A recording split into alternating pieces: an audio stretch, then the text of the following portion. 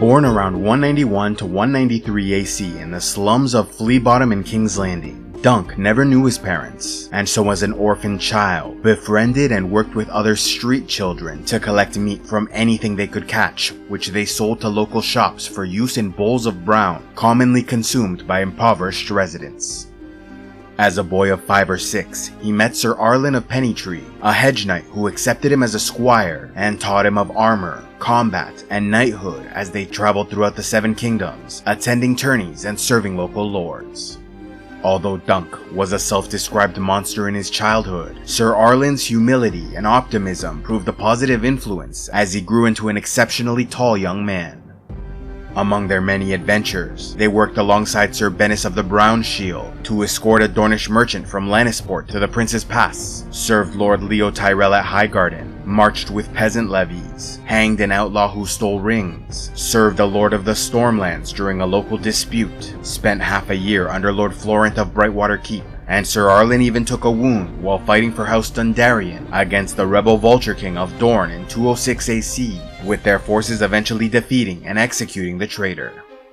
In 209 AC, Ser Arlan died of a chill as they journeyed to a tourney at Ashford Meadow, and so Dunk buried his mentor while inheriting his weapons, armor, and horses.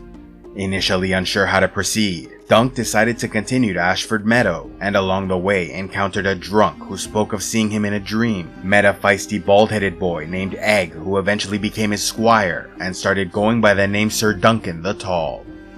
Once arrived at Ashford Meadow, Ser Duncan claimed he was knighted before Ser Arlan's death, though some believed this was a lie.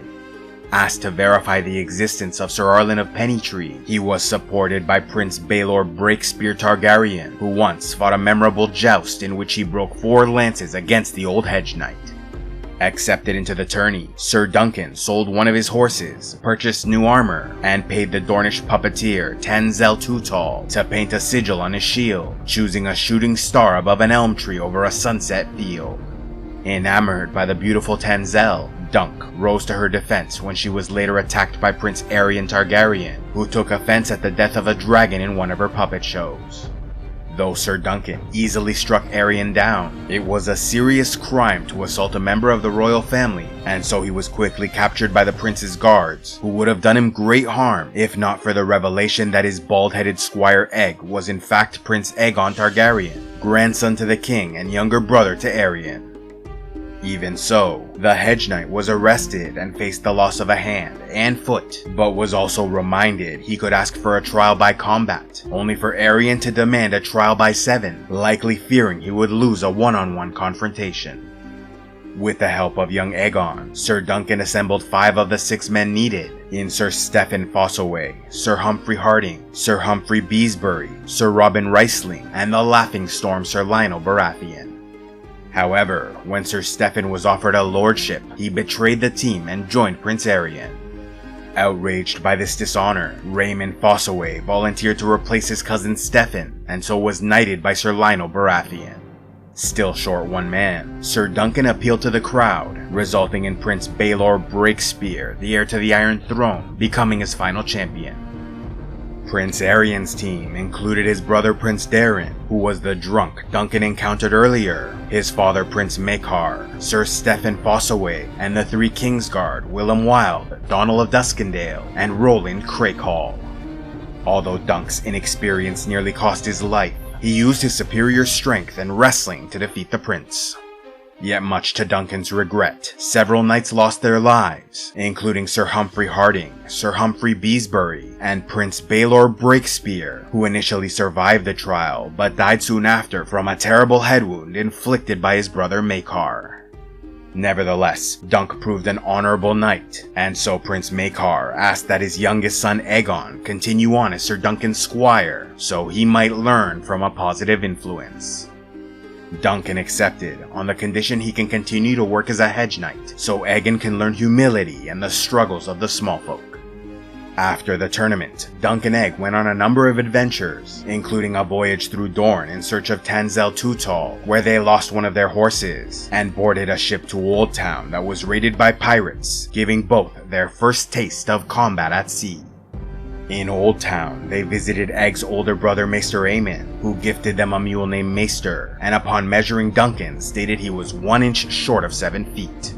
They then went to work for Sir Eustace Osgrey of Standfast, who was in conflict with House Weber of Coldmoat over rights to the Chequy Water. Though Dunk thought of abandoning Sir Eustace after discovering he sided with the Blackfyres during the rebellion, in the end he stayed and asked for a trial by combat to decide the issue. Sent against Sir Lucas Longinch, they fought a vicious battle where Duncan nearly drowned but ultimately emerged victorious.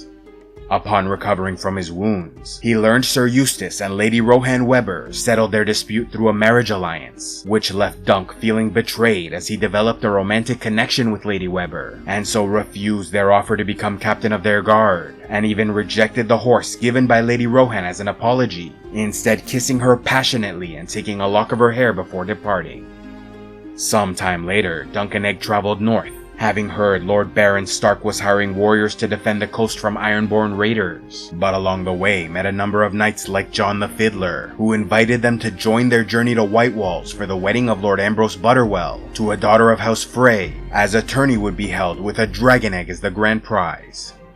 Later, John the Fiddler informed Dunk that he had prophetic dreams, which always came true, and saw a vision of the tall Hedge Knight wearing Kingsguard armor. As they joined the festivities, young Aegon noticed many in attendance once supported Daemon Blackfyre and grew suspicious, while Dunk joined the tourney only to be defeated and nearly killed in the first round by Ser Uther Underleaf. In accordance with tradition, Ser Duncan gave his arms and armor to the victor as he lacked the coin to ransom it back, but when delivering it, was warned by Ser Uther that someone offered him a bribe to kill the Hedge Knight during their joust. Soon enough, the tourney started spiraling into chaos. As the dragon egg was stolen, Sir Glendon Ball was arrested, and Lord Alan Cockshaw attacked Sir Duncan, revealing he tried to bribe Ser Uther out of jealousy that his possible lover John the Fiddler was giving the Hedge Knight extra attention. Although Duncan was injured in the attack, he managed to defeat his assailant and throw him down a well. Initially unable to find his squire, he eventually found Aegon confronting Lord Ambrose Butterwell, accusing him of conspiring with other Blackfyre supporters, falsely claiming his father Prince Maekar was on his way with an army. Forced to defend the boy, Sir Duncan killed Black Tom Heddle, after which he revealed John the Fiddler's true identity as Daemon Blackfyre II, who was gathering supporters at Whitewalls for a second Blackfyre rebellion. Dunk then claimed Sir Glendon Ball was falsely arrested by the Blackfyre supporter Lord Gorman Peake, who had bribed the opponents of John the Fiddler to go down during their jousts. Yet Sir Glendon Ball refused, and so Lord Peake framed him for the theft of the dragon egg. In order to decide the veracity of these claims, Daemon Blackfyre fought Sir Glendon in a trial by combat joust, but was soundly defeated and knocked into the mud, causing those in attendance to mockingly call him the Brown Dragon. Finally, it all ended when the Hand of the King Brynden Rivers, also known as Bloodraven, arrived with an army, as he was alerted by informants of this rebel gathering. Although Daemon Blackfyre attempted to rally the castle soldiers and knights in attendance to his cause, he found no support as he lost all credibility when defeated in single combat. Desperate to prove himself, he challenged Bloodraven to single combat, but was instead arrested and taken into custody. For their support of this second Blackfyre rebellion, Lord Gorman Peake was executed, while Lord Butterwell saw Whitewalls torn down and lost 9/10 of his family wealth.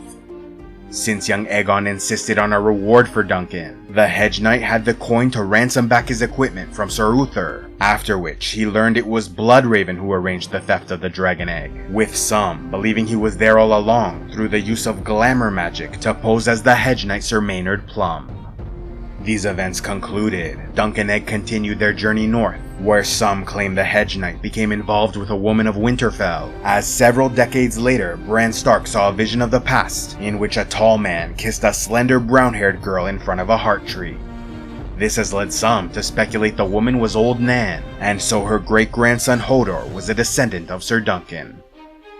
After years of work as a Hedge Knight with young Aegon Targaryen by his side, Ser Duncan the Tall became one of the most famous knights in Westerosi history, eventually proving the truth of Daemon Blackfyre's vision when named to the Kingsguard and later Lord Commander of the Kingsguard, where he continued to protect his friend and former Squire, who grew up to become King Aegon V.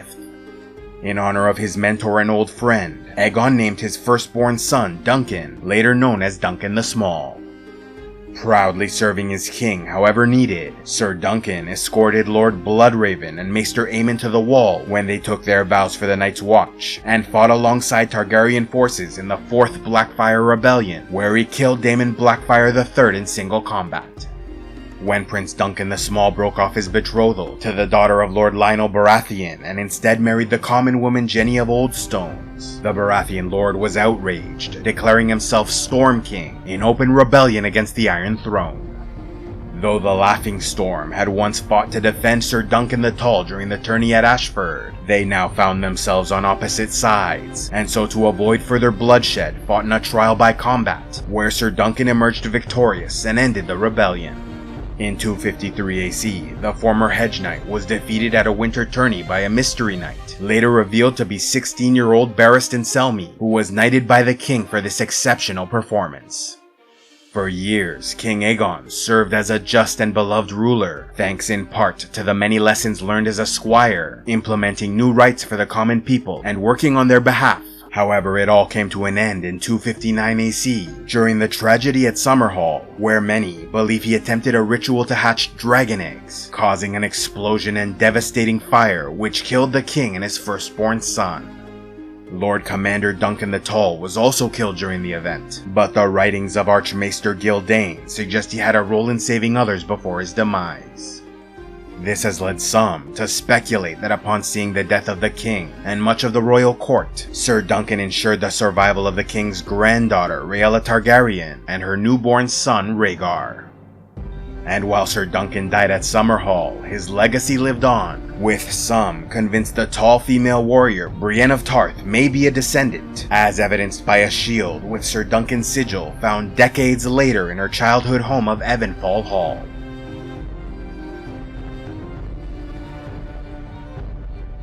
A special thanks to all those who contribute to CivilizationEx, like Pete J. King, Daedry Dragonswit, Delacruz the Freed, and Barian the Soft Bastard Beesbury. If you'd like to help the channel, be sure to give a like, leave a comment, subscribe, and click on the links below, or else go to patreon.com/CivilizationEx, where you can gain early access to videos and watch the Patreon-only series, Heroes of Lore and Legend.